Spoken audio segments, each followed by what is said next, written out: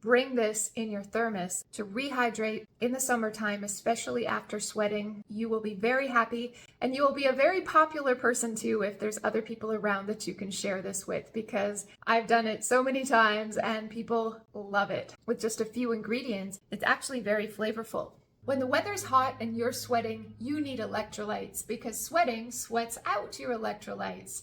Now, electrolytes are minerals like calcium and phosphate and potassium and magnesium. And these are minerals that conduct electricity in the body. And electricity is critical for muscle function and nerve function, especially, among other things. But muscle function gives you strength in your muscles. You know how you feel weak-kneed if you spend too much time in the sun? That's because you're low in electrolytes. Your heart is also a muscle, so your heart needs electrolytes to function properly. And your nervous system, we all know the nervous system is an electrical system. And so for smooth nervous function and the feeling of stability and groundedness in the summer, because we can get easily stimulated and excited with that growth mindset, but we want to also be grounded so we can make good decisions and feel good in our bodies. And so I'm an Ayurvedic nutritionist and digestive health counselor. And Ayurveda has an incredible solution for electrolytes. It takes just a minute to make an electrolyte-rich drink, and it is called Ayurvedic Gatorade. Yes, Gatorade. And no, it's not colorful. It doesn't contain any additives or chemicals that you absolutely don't want in your Gatorade. I'm talking about that stuff you buy at the local convenience store. Don't buy that. Instead, plan ahead and make Ayurvedic Gatorade to take on your next hike or walk or beach visit. So let me show you exactly how to make it. So unrefined sugar. This is a very special kind of sugar. It comes from pure sugar cane, which is mechanically pulverized and mixed with water and then evaporated. Okay, so you get these very rough, very raw crystals of sugar, and it's loaded with minerals, loaded with flavor as well. I mean, you can smell it. It smells so caramelly.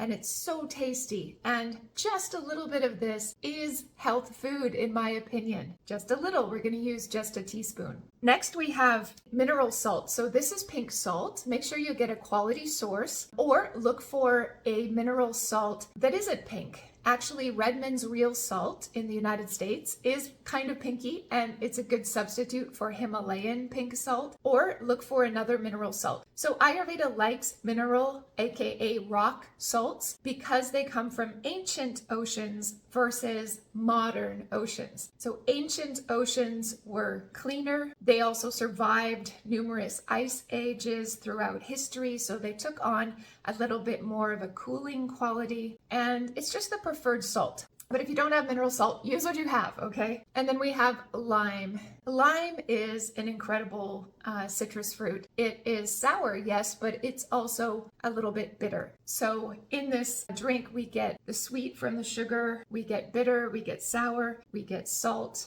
And I would say that the remaining taste, a little bit of astringency, a little bit of pungency or warmth, is also coming from the sugar, from all of the ingredients actually. So in Ayurveda, we talk about 6 tastes, and here we have wonderful kind of taste sensation, which is going to be milder than a regular Gatorade, but it's going to feel so good and healthy. So let's make it. So there are just 4 ingredients in Ayurvedic Gatorade. There's water, of course, unrefined sugar, pink salt or a quality mineral salt, and lime juice.